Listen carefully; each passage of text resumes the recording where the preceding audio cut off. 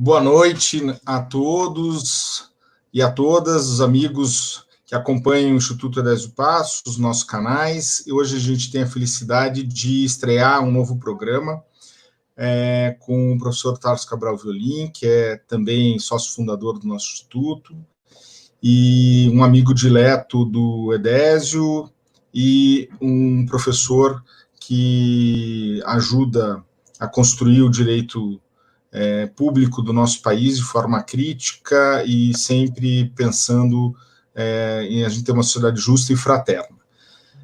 O professor Tarso vai conversar nas quintas-feiras, às 19 horas, sempre sobre o direito público, sobre a administração pública, sobre a nossa sociedade, com convidados e pessoas que vão refletir essa temática no nosso país e no nosso mundo. Meu queridíssimo Tarso. Primeiro o André Passos, que vai levando adiante o Instituto, que tem o nome do pai dele, o Edésio Passos, cuja história é uma história de luta, né? A história de luta dos trabalhadores, que, lamentavelmente, é uma história que, nos momentos em que nós vivemos, vai tendo um final trágico, um final ruim, seja com a reforma trabalhista, digamos, um enfraquecimento da posição dos sindicatos, que ele tanto advogou, figura de terceirização e assim por diante, inclusive no âmbito da administração pública. Portanto, é um momento que, curiosamente, a necessidade de maior força e reunião em torno desses temas, que são os temas da fraternidade, do desenvolvimento social, da justiça social. Então, eu fico extremamente agradecido de poder participar desse primeiro encontro do Instituto Edésio Passos, ainda mais conduzido por você, Tati, que é um grande amigo, com quem nós comungamos inúmeras ideias a respeito de fraternidade, inspirado sobre uma mesma ótica que é do professor Celso Antônio, fundamentalmente, que via o direito e vê ainda o direito como um instrumento de justiça, de distribuição de justiça social. Eu ouvi o Tarso falando, é um professor de direito. Eu sou um mero advogado, eu não sou professor de direito. E eu convivi com a formação do direito no Congresso Nacional. Eu sou daqueles que afirmam que quem souber como se faz uma linguiça e um direito não respeita nenhum dos dois. O direito, Tarso, é a cristalização da força dos interesses. Vocês vejam hoje, tem uma nova lei que vai ser sancionada pelo Bolsonaro, que facilita e agiliza a privatização da água, que é absolutamente necessária à vida, que não se confunde com uma mercadoria, mas vai ser tratada como uma mercadoria. Sim, acho que quando a gente está no raciocínio político-jurídico, isso não nos permite ter muito pessimismo. A gente acha que é capaz de restituir. Quando eu vejo também as coisas acontecendo como agora, as pessoas se dando conta que 2016 foi realmente um golpe, que Lula foi realmente um preso político que pagou com a sua liberdade mais de 500 dias preso numa prisão política. Quando eu vejo tudo isso acontecer e esses atores dessa farsa toda serem responsabilizados, serem descobertos, isso me dá um otimismo, assim, porque afinal de contas, em determinado momento, eu achava que isso ia levar muito mais tempo para ser percebido.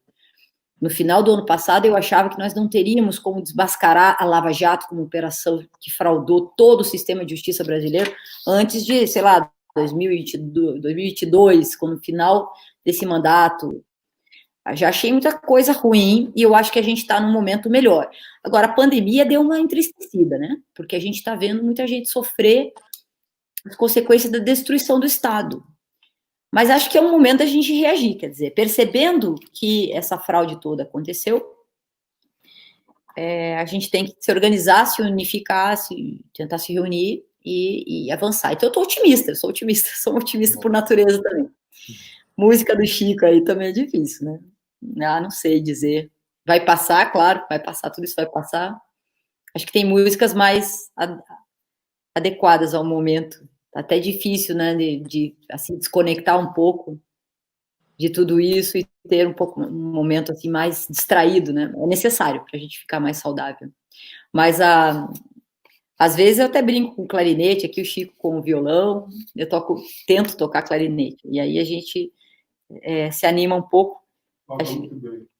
O Chico está falando que eu toco bem, mentira.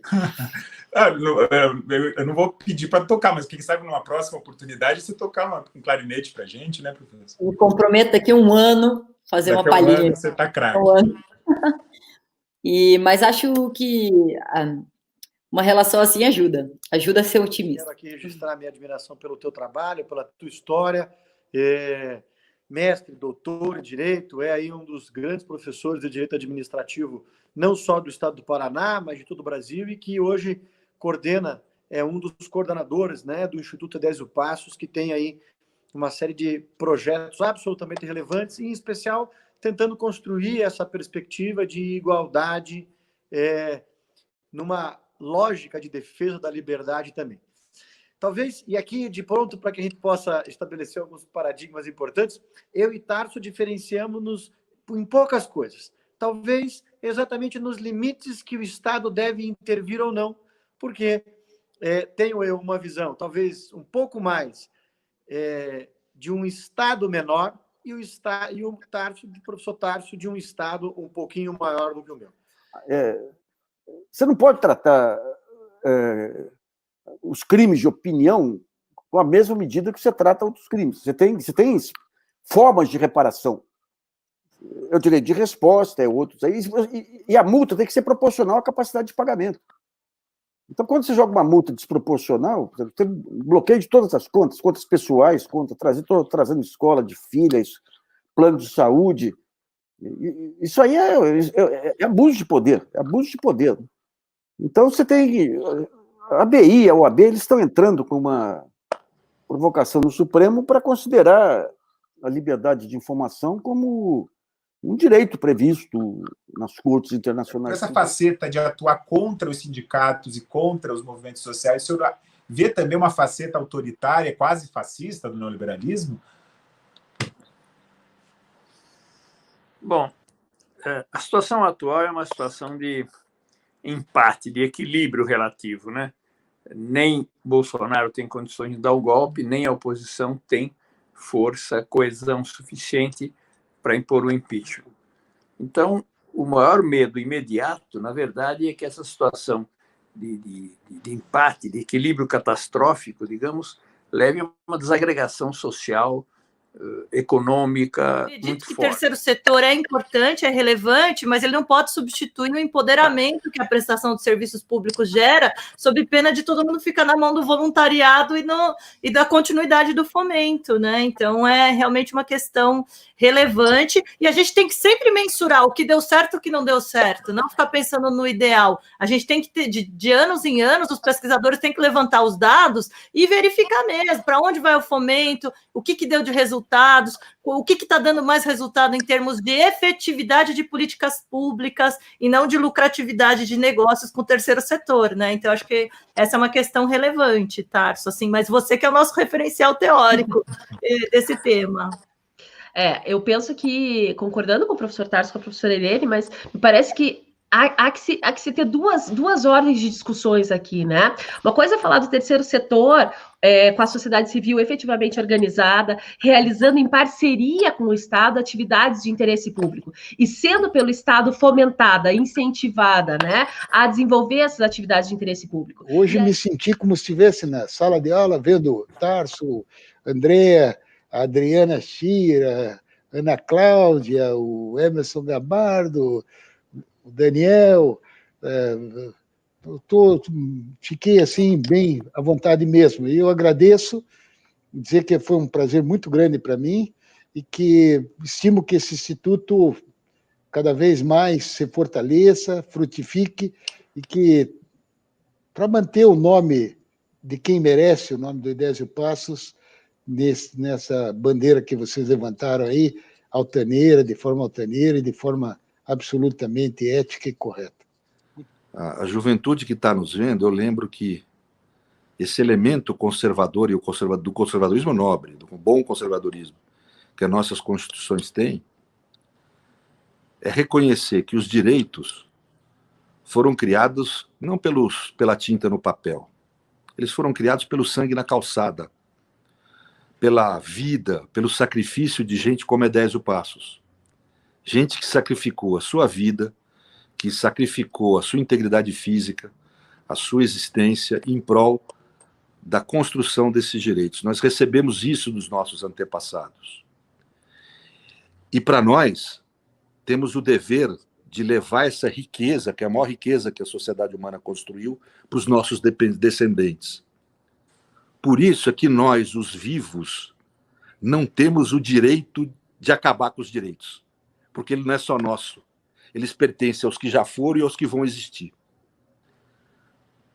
O direito essencial, a Arendt fala, que o cidadão tem é o direito de ter direitos. A esse direito corresponde um dever. É dever de todos nós lutar pela garantia dos direitos. Eu não sou merecedor dela, mas eu amo a minha profissão, porque ela é a mais nobre que tem, a profissão que tem por ofício a defesa dos direitos. Nós temos que, nesse momento em que esses direitos estão sob ameaça, mais do que nunca, irmos a público, lutarmos pela manutenção desses direitos para poder entregar eles para os nossos netos e filhos.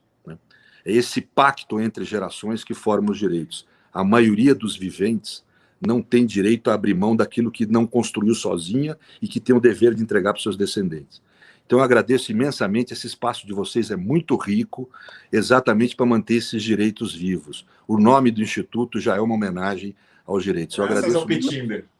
Não consigo mais contar. E você fez um sucesso absurdo no Petinder, Tarso. Eu sei que eu tenho uma amiga que é exigente pra caramba. Essa menina, ela foge de relacionamento, ela vê defeito em qualquer homem que existe no mundo. E ela chegou pra mim, mostrou o seu perfil e falou assim: Gorete, onde você achou esse cara? Fez muito sucesso, tá? Fez muito sucesso lá.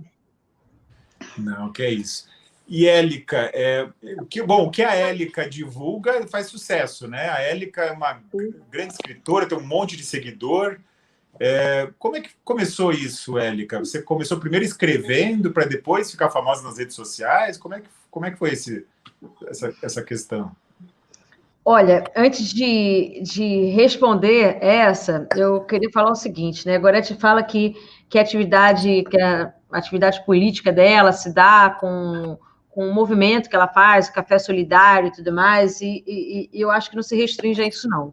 Eu acho que o papel na rede social que a Gorete desempenha é um papel importantíssimo, e a gente sabe o quanto que rede social é importante para você influenciar, educar, trocar ideias com as pessoas. Então, acho que a forma dela agir também politicamente é colocando um texto. A Gorete escreve muito bem, ela tem vários textos maravilhosos e enfim, que gera muito engajamento também, as pessoas conversam, as pessoas falam. Gorete também não tem medo de falar o que pensa, porque quando a gente coloca coisa em rede social, a gente dá a nossa cara a tapa, né? É uma exposição danada. Então, às vezes, já vi gente grande discordando da Gorete, pontuando alguma coisa, e o debate continua de uma forma bacana, de uma forma madura, de uma forma como tem que ser dentro da democracia, que é o debate de ideias. Né? Nem sempre... Desse programa liderado pelo Tarso, que eu conheço já há quase 30 anos e admiro muitíssimo. Ele que também é nosso colega, professor, pesquisador, né? E blogueiro, combativo, enfim.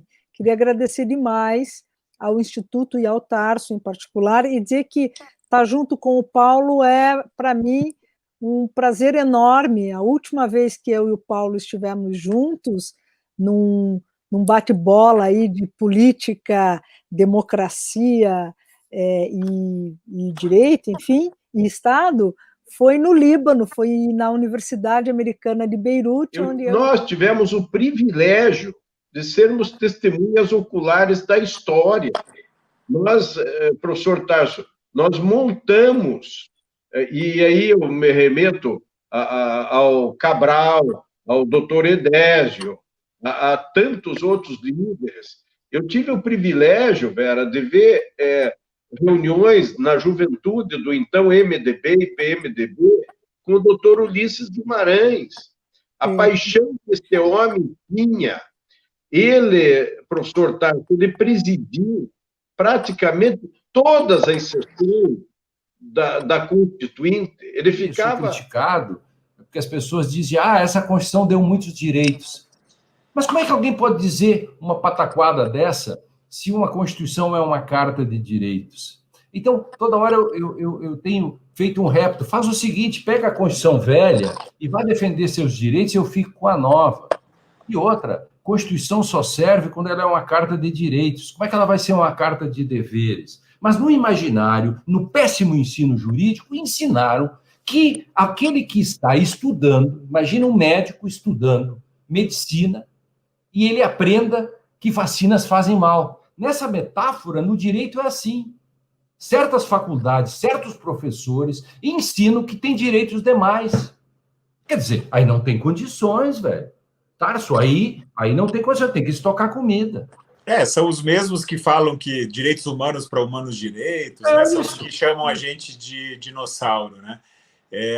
Defender a nossa Constituição de 88, que é um documento super moderno, daí fala-se que é coisa de dinossauro e daí se quer algo novo, quando, na verdade, o novo é aplicar a nossa Constituição, né? Já estava muito bom se a gente, pelo menos, aplicasse a Constituição. Eu acho que até um conterrâneo de Estado, o Luiz Fernando Veríssimo, que fala que, quando chamam ele de dinossauro, ele fala assim, não, mas os dinossauros até eram gente boa, eram bonachões, tudo. O ruim são as baratas, os ratos, que mesmo com tudo que aconteceu de ruim na Terra, continuam por aí, né? Então, ele faz essa... E, professor, o senhor falou aí na questão do fascismo, né? O Luís XIV falava que o Estado sou eu. O próprio Adolf Hitler falava, né? Não, acho que foi o Carl Schmitt que escreveu um artigo dizendo que o Führer que protegia o direito. E agora a gente tem um presidente que diz que a Constituição sou eu. Será que a gente está indo realmente para um fascismo, um protofascismo, ou é só um antidemocratismo? O que o senhor acha sobre isso, professor? Fortes elementos nesse sentido, né? Se nós fizéssemos um checklist, nós teríamos perigosamente alguns itens, né? Então, há elementos nesse sentido, e aí vem toda a questão, por exemplo, do papel do direito, né? Nós ainda não nos damos conta suficientemente do papel do direito. Há toda uma instrumentalização, né? Quando eu hoje escrevo sobre a questão dos robôs, contestando o Alexandre, o Pedro Serrano me ligou hoje à tarde, nosso amigo, deve ser seu amigo também. Ele já participou do nosso programa, professor. Então, Pedro Serrano me ligou me cumprimentando pelo artigo, e aí falamos longamente, eu e ele, eu falo com ele toda semana, meu parceiro de textos também, e ele me disse, olha, eu agora estou lendo alguns livros aí que você cita, enfim, de há tempos, sobre o papel, ele estava lendo agora o Horkheimer, sobre a questão da instrumentalização, né? E os nazistas instrumentalizaram o direito, tanto é que eu tenho escrito também sobre isso, vários autores alemães denunciam isso, e agora colocam isso na história, por exemplo, de como a comunidade jurídica foi culpada de não ter feito a devida crítica ao judiciário, ao Ministério Público e à própria política lá nos anos 30, né? Administração pública do Estado. Então, é uma reforma administrativa, a meu ver, sob esse ponto de vista, reducionista. E aí eu tenho o prazer de devolver a palavra ao professor Tarso para que ele a passe para a professora Lígia. Aqui é um bate-papo. A professora Lígia já podia ter me cortado a professora Raquel, não precisa passar a palavra. Professora Lígia, por favor, boa noite. Obrigado. Bom, realmente, não sei nem por onde começar, né? Mas agradecendo o convite do Instituto Adésio Passos, na pessoa do professor Tarso Cabral Violim, meu querido amigo, meu ex-colega, né, de magistério lá na UP, meu ex-vizinho, né, e nos encontramos tantas vezes entre o Ceará e o Paraná, né, o que foi mais gostoso nesse tempo todo de caminhada. Né? Sobre o termo fascismo, quando eu lancei como conversar com um fascista no ano de 2015. Te agradeço muito por trazer o meu livro para essa conversa, e que alegria saber que a gente já se encontrou ao vivo, né? E eu fui... Muita gente, claro, entendeu a mensagem do livro, a própria ideia desse título, que é uma provocação filosófica, mas teve muita gente também que não entendeu. Esse livro foi muito atacado. Antes de mais nada, vamos falar da sua gravata. Eu acho você um cara estiloso vendo daqui, porque eu acho que tem gente que detesta a gravata. Depende de como você coloca a gravata. Eu já vi Fred Astaire muito bem vestido de gravata, ou David Bowie, ou eu mesmo de gravata. E depende do momento se eu tiver a fim de colocar uma gravata. Então, Tarso, se você está a fim de colocar uma gravata, se sente bem, é o que importa, entendeu? Se você não se sente bem, você me então chamou coloca. de estiloso, agora eu vou ter que colocar pelo menos um óculos aqui, em homenagem ao Suplo. Então, não sei se esse óculos aqui não é muito da tua linha. Não, né? agora você está parecendo um mafioso. Eu preferia você sem óculos. Você de estiloso, você foi para mafioso. Que, Tá por certo. exemplo, do Donald Trump, olha, a primeira vez que eu vi o Robert De Niro descascar uma pessoa, foi falando mal do Trump. Sempre quando eu vejo entrevistas do Donald Trump, aliás, do Robert De Niro, ele fala yes, yes, no, yes, ele nunca fala nada. Aí um dia, nossa, eu vi ele descascando, falando a homenagem necessária e inafastável ao ilustre Désio Passos, que marcou com a sua trajetória uma defesa da democracia, a proteção dos direitos fundamentais e a realização efetivamente e prática de projetos de cunho muito relevantes. O Instituto, por outro lado, tem tido uma trajetória, graças especialmente ao Tarso, que eu tenho acompanhado, tem tido uma trajetória marcante e tem contribuído significativamente para o aprofundamento das discussões sobre temas variados, sempre com uma orientação que é a que todos nós compartilhamos e que representa, em última análise, mais um laço, mais um elo entre todos nós paranaenses, ainda que todos nós possamos estar dispersos pelo mundo, nos une. Ótimo.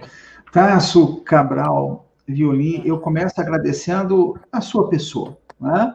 E ao trabalho que a TV do Instituto Désio Passos tem feito em prol do direito. Por quê? Porque as pessoas acabam, na imprensa, em geral, conhecendo o direito sem a explicação, né? E acaba, muitas vezes, diante desse mal-entendido, mostrando que o país, ou que o judiciário, que o Tribunal de Contas, tem tal ou determinado viés sem esclarecer, né? Então, é comum a gente encontrar, por exemplo, na imprensa, o parecer do juiz, né? O Ministério Público decidiu, né? E esses detalhes vão trabalhando contra, efetivamente, a evolução de uma cultura que a gente precisa. Então, vocês do Instituto Désio Passos, da TV, estão de parabéns pelo trabalho que realizam, né? Eu tenho uma ligação muito forte com o estado do Paraná, né? Muito forte, em primeiro lugar, porque eu me criei aí, dos 4 aos 18 anos, eu me criei no Paraná, eu morei em Curitiba, né? Eu fiz no Instituto Camões, o Colégio Israelita Brasileiro, Salomão Guelma, e comecei na Universidade Católica do Paraná o meu curso de Direito, né? É verdade. E, além disso, eu tive, assim, um dos grandes amigos que eu tenho até hoje, né? Embora a gente não se veja todos os dias, que é João Bonifácio Cabral Júnior, né? Uma das pessoas mais íntegras que eu conheci na minha vida, de uma ética, de uma sabedoria extraordinária, né?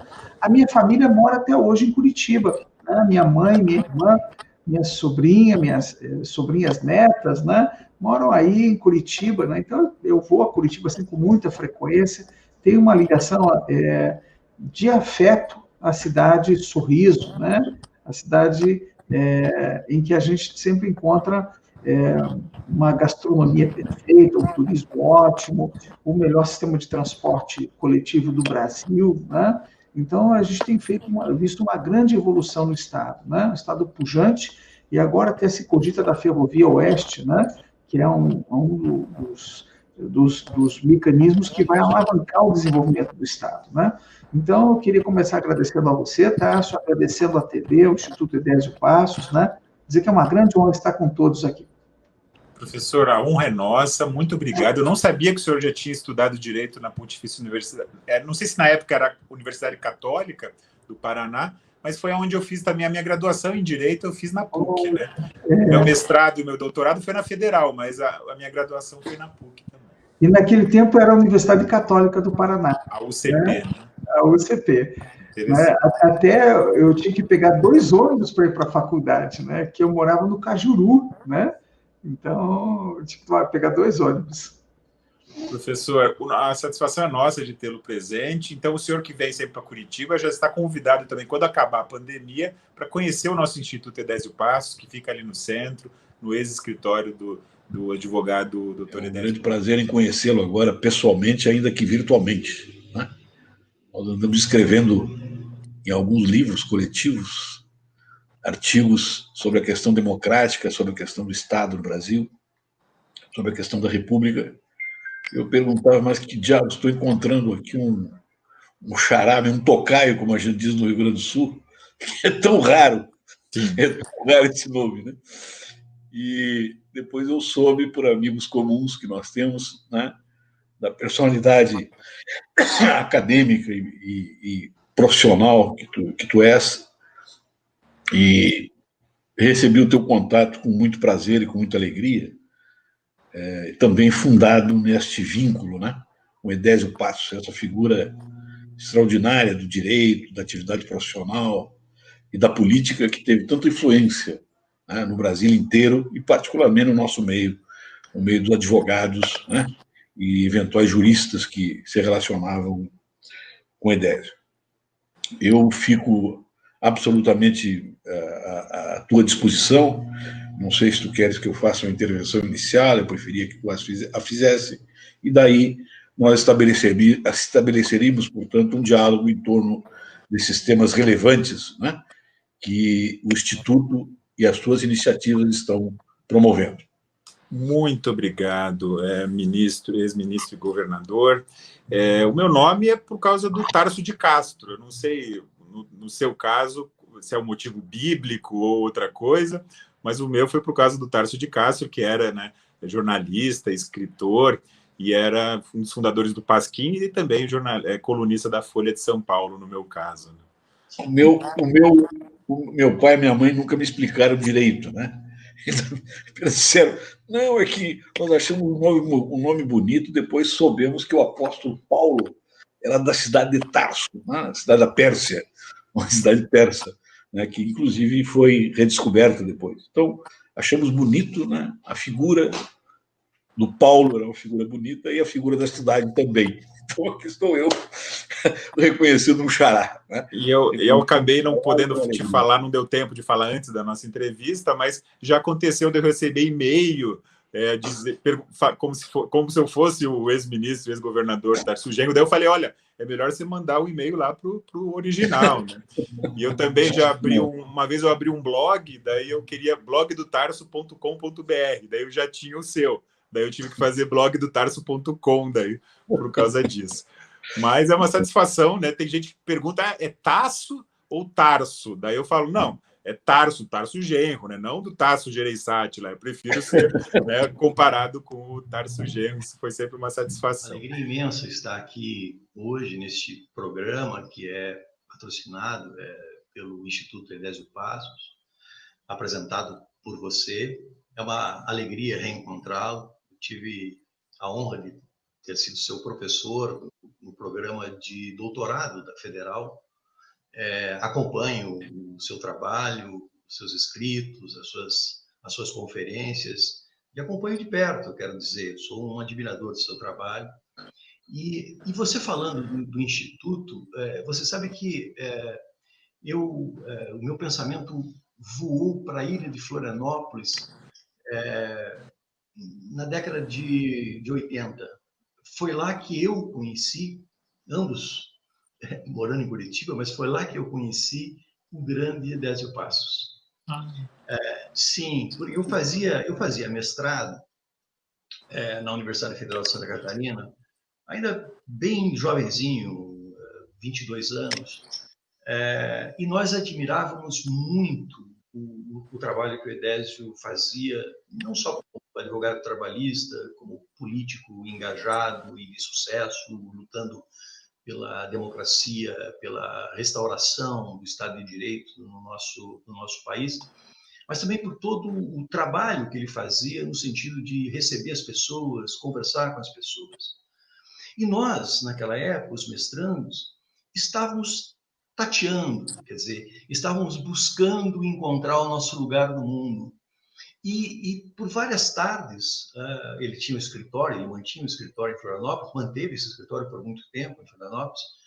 Por várias tardes, nós fomos, quando ele estava em Florianópolis, conversar com ele, e ele com uma paciência enorme, conversando com a gente, falando sobre o mundo, sobre as expectativas de um Brasil melhor, sobre as lutas que precisavam ser encetadas, e de modo que aquilo foi sempre um grande estímulo para nós continuar a nossa jornada, mas ao mesmo tempo um sinal de que nós caminhávamos na direção correta e no caminho correto.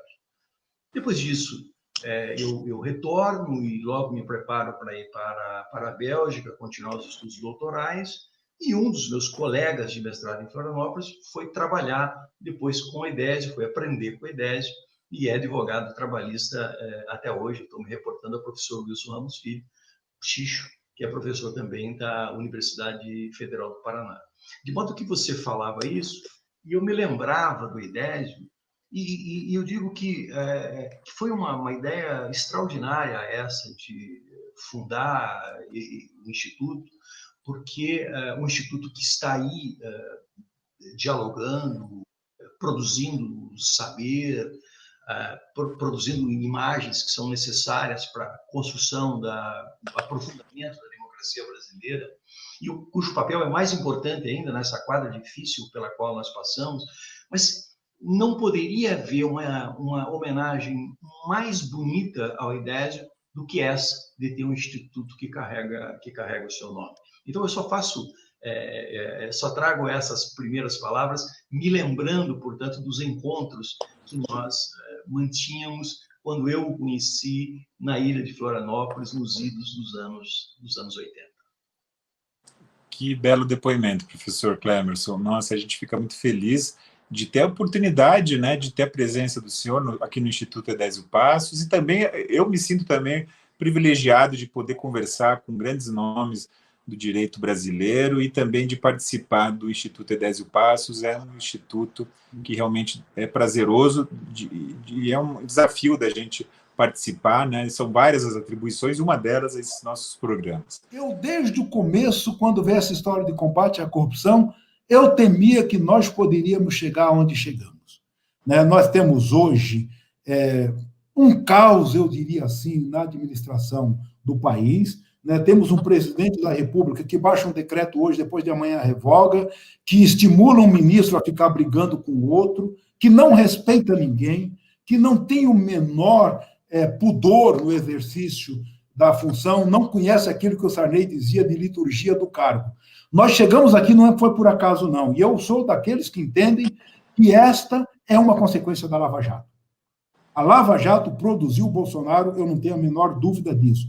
Mas eu queria dizer para você o seguinte, Tarso, eu sou um homem otimista e de muita esperança. Eu acho que nós estamos vivendo esse momento histórico. Eu acredito no Brasil, acredito no povo brasileiro, eu acredito em homens como Edésio Passos, acredito em pessoas como você que estão fazendo esse trabalho maravilhoso, acredito na OAB, acredito no Congresso Nacional, acredito nas instituições. Eu sou um otimista inveterado, diria assim. Por isso, a mensagem que eu quero dizer é o seguinte: colegas, advogadas e advogados, nós temos um papel fundamental nessa nossa sociedade. Enquanto advogados, precisamos compreender a nossa importância e atuar na defesa dos interesses dos nossos clientes, mas também na defesa do Estado Democrático de Direito, da democracia e desse povo maravilhoso que nós temos no Brasil e que precisa mesmo de uma atuação forte daqueles que são mais conscientes na sociedade, como são os advogados. Meu querido amigo, eu te agradeço mais uma vez, foi um prazer muito grande estar aqui com você, te cumprimento mais uma vez e insistindo nisso a você e ao Instituto pelo papel fundamental que vem desenvolvendo. O fenômeno do neofascismo hoje, ele repete em grande medida as formas de interpretação social, as formas de ação social do que acontecia no século XX, ele repete as preferências nos seus indivíduos, as ações políticas, a estrutura autoritária, os próprios processos de exclusão da sociedade de determinados indivíduos, mas tudo que eles não aceitam é o termo fascista. É muito engraçado, porque eles gostam do que o fascismo significava, defendem os seus sentidos, muitas vezes os próprios símbolos, as formas de ação social, mas não aceitam o termo. Por quê? Eu quero, antes de tudo, dizer da honra deste convite, não é? Que o Instituto Edésio Passos me dirige, na pessoa do professor Tarso Cabral Violim, por quem eu tenho grande estima, grande admiração, e de modo que realmente é um prazer muito grande para mim estar aqui participando. Quem sai perdendo em tudo isso é o usuário do serviço público, que vai ter um serviço ruim prestado para ele por pessoas que ele não conhece, não tem certeza da qualidade, como num hospital público, você sabe que prestou concurso, etc. e tal, e que efetivamente, aí que vem o principal, os recursos ali não estão sendo geridos da forma mais transparente possível. Então, acho que é uma perda. Eu vejo que as organizações sociais, a colega Thaís, não são a melhor forma de gerenciar um hospital público. Agora, eu não sei, a professora Iola. Eu não sei se a professora Iola vai querer falar um pouquinho mais sobre as OS, mas eu também queria colocar, porque a gente daqui a pouco também já acaba, infelizmente, o nosso programa. Mas eu queria colocar também na roda, a professora Carolina já falou, já criticou a ideia de princípio da subsidiariedade para a saúde, né? Mas tem uma proposta de reforma administrativa também do Ministério da Economia, também desse governo federal, que me parece que não é só neoliberal, é ultra neoliberal, que além de prever princípio da subsidiariedade, como um dos princípios lá do artigo 37, ainda tem o artigo 37A, que fala que o poder público poderá, na forma da lei, firmar instrumentos de cooperação com órgãos e entidades públicos e privados, né, para execução de serviços públicos, inclusive com compartilhamento de estrutura física e a utilização de recursos humanos de particulares com ou sem contrapartida financeira. Então, seria incluído isso na Constituição, o que me parece que daí é uma tentativa de permitir, se isso for considerado constitucional, primeiro se for aprovado, né? Mas se for aprovado, se isso vai ser considerado constitucional, porque uma emenda constitucional até pode ser considerada inconstitucional, mas é uma tentativa daí de radicalizar nessa ideia de privatização do serviço público. Até o doutor André Passos fala que a Unimed deve ressarcir o SUS por despesas médicas gastas com seus clientes. Ele diz, é uma notícia do site da AGU. A gente está quase terminando, no final das contas, mas eu queria saber, a professora Iola, se ela quer comentar alguma coisinha sobre as OS ou sobre a parte da reforma administrativa. Eu vou fazer um comentário, né, nesse sentido que a gente está tentando centrar no debate, que é a questão da privatização, né, as consequências disso para um serviço público de direito, né, e de qualidade que o cidadão precisa ter, né. Essa matéria da Unimed é interessante, com 200 milhões que a Unimed acordou em ressarcir o SUS por atendimento de clientes da Unimed. O Carlos, como ele disse, foi meu aluno na graduação, mas não só, também eu participei da banca de doutorado dele, com muita honra, uma bela tese de doutorado, assim como participei também da banca de doutorado do Anderson, que também foi meu aluno. Então, eu estou aqui muito em casa, né? E também o fato de estar no Instituto Edésio Passos, de quem eu fui grande amigo e grande admirador. Muito boa noite. Obrigado, professor. Boa noite. Professor Anderson Santos. Boa noite a todas e todos. Bom, Tarso, muito obrigado pelo convite. O Tarso é um amigo muito próximo, de longa data. É uma honra participar aqui do seu programa, nesse instituto, né, que leva o nome de uma figura das mais ilustres da história do Paraná e do Brasil. E é essencialmente uma honra conversar com o professor Marés, né, que foi nosso professor, talvez responsável por boa parte das escolhas que nós fizemos na vida depois da universidade, e até hoje é uma referência para todos nós, e hoje eu tenho a honra de tê-lo como um amigo também. Fiquei muito feliz com o convite do Tarso. Tarso é um grande amigo, uma grande figura, um grande lutador, né? Parabéns pelo relançamento do livro, parabéns, né? Passando esse diabo dessa pandemia, vamos marcar em São Paulo para fazer um chá de lançamento do livro lá na sede do Barão, com um belo debate, com você lá em São Paulo, né? André, brigadão também pelo convite. O Barão do Tararé está à disposição para atividades conjuntas e eu estou à disposição para qualquer solicitação, estou aí a postos. Esse é um tema importantíssimo, é um tema, volto a dizer, daí a importância do livro do Tarso, é um tema estratégico. Nós não vamos avançar na democracia no Brasil se nós não discutirmos regulação democrática dos meios de comunicação, políticas públicas de incentivo à pluralidade e à diversidade, né? Então, estou aqui à disposição e podemos pensar coisas juntas. Vamos, eu, André, com o Instituto e com o Barão do Tararé, pensando aí algumas ações conjuntas. Prazerzão em estar com vocês, parabéns, viu? Doutor Tarso, parabéns, bicho. Grande figura. Parabenizar o Tarso pelo lançamento. Também é um prazer conhecê-lo pessoalmente e poder ter esse bate-papo com você. Estou à disposição, né, do Instituto também, se quiser me chamar para mais conversas como essa, é só ligar, não, né, mas manda um WhatsApp, manda um e-mail que estou à disposição. Acho que conseguiram, né, furar a bolha das suas dificuldades, das suas extremas dificuldades aí no seu exercício político, demonstraram uma riqueza de pautas, uma riqueza de falas e, obviamente, colocaram para todo mundo o lugar das suas potências.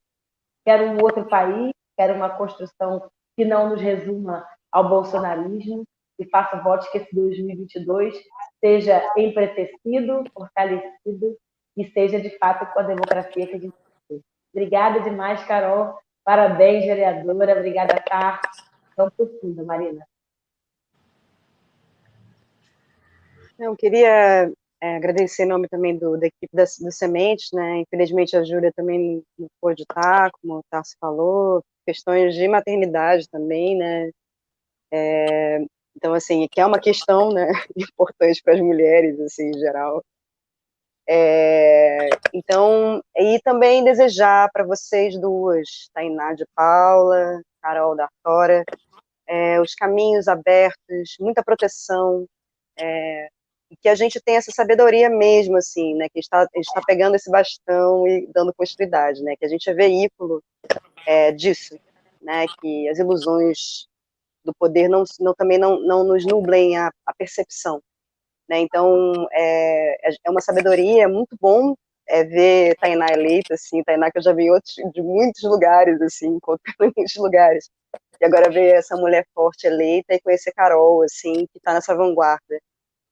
Tarso, obrigada também pelo convite, e o cinema está aí para construir política junto, né, eu acho que essa é a comprovação da força do audiovisual, e a gente está dentro do cinema, né, nós, mulheres pretas, estamos dentro do cinema também, assim, então contem com a gente. Eu quero agradecer, parabenizar também a Tainá, parabenizar a Marina pelo documentário maravilhoso. Obrigada, Tarso, pelo convite. Quero dizer que é bem isso mesmo, a gente tem a responsabilidade que pesa é de saber o quanto é um ganho coletivo, um ganho que não é só nosso, né? Eu falo que eu não sou um ser iluminado que surgiu em Curitiba. Oi, Tarso, muito obrigado. Mais uma vez agradeço a você, o André, pelo honroso convite de participar desta sessão, dessa conversa online. E um prazer, Dr. Silvio Luiz, te conhecer e partilhar esse momento com você. Num momento em que o tema da democracia e da participação tem, eu diria, uma aguda importância no nosso país, exatamente por conta das ameaças que nós estamos diuturnamente sofrendo por parte de um governo com veso autoritário enorme e castrador em todas as iniciativas democráticas. E eu quero também salientar a minha alegria, já manifestei ao André Passos, de poder participar de uma reunião, de uma conversa sob a égide do Instituto Edésio Passos. Eu sou, como vocês sabem, do Paraná, sou de Londrina, mas toda a minha militância se deu, o início dela aí em Curitiba, e tive a felicidade, a oportunidade de conviver muito com o Edésio, desde a organização dos movimentos sociais na periferia, todo o trabalho ligado às comunidades de base, às pastorais sociais, à oposição metalúrgica, e o Edésio era, sem dúvida nenhuma, para a gente, mais do que um irmão mais velho. O André era um orientador. O Edésio foi nosso advogado, nunca me esqueço da oposição metalúrgica, em muitas batalhas. Aliás, ele era advogado nessa área de direitos humanos para todo mundo. O escritório que o Edésio coordenava era uma espécie de sede informal de todas as lutas sociais, e particularmente da fundação do PT. Então, com todo esse carinho pelo Edésio, pela Zélia, pelo André, enfim, me faz ficar feliz e, eu diria, emocionado de poder participar dessa ocasião, dessa conversa. Muito obrigado. Gilberto, o nosso Instituto Edésio Passos, hoje, a sede dele é onde era o antigo escritório do Dr. Edésio Passos. É uma sede que é uma graça, merece ser visitada em Curitiba. Depois que passar a pandemia, estão todos convidados. Tem uma biblioteca maravilhosa, tem espaços de reunião, de aulas. É realmente um local bem interessante, ali na Rua 15, bem no centro de Curitiba, que é o antigo escritório, o local do antigo escritório do Dr. Edésio Passos. Então, eu também passo para as considerações, para as saudações iniciais, para o professor Silvio Luiz Ferreira da Rocha. Boa noite, professor. Boa noite a todas e a todos. Eu só queria externar minha satisfação pelo honroso convite, cumprimentar as instituições aí envolvidas, e vai ser um diálogo produtivo, cumprimentar o Gilberto Carvalho e também ao Tarso, e especialmente o Instituto Edésio pelo convite. Muito obrigado. How many roads must a man walk down before you may call him a man? And how many seas must the white dove sail before she sleeps in the sand? And how many times must the cannonballs fly before they are forever banned? The answer, my friend, is blowing in the wind. The answer is blowing in the wind. And how many years must a mountain exist before it is washed to the sea? And how many years must some people exist before they are allowed to be free? And how many times must a man turn his head and pretend that he just doesn't see? The answer, my friend, is blowing in the wind. The answer is blowing in the wind. And how many times must a man look up before he can see the sky? And how many years must a man have before he can hear people cry? And how many deaths will it take till he knows that too many people have died? The answer, my friend, is blowing in the wind. The answer is blowing in the wind. Parabéns, senador. Muito obrigado. Feliz Natal, Ano Novo maravilhoso de 2021 para todos e todas. Muito obrigado mesmo e até o ano que vem. Obrigado, senador. Muito obrigado. Feliz Natal. Boa saúde a todas as pessoas que estão nos ouvindo e espero poder logo estar em Curitiba para continuarmos o nosso diálogo. Um grande abraço. Feliz Natal.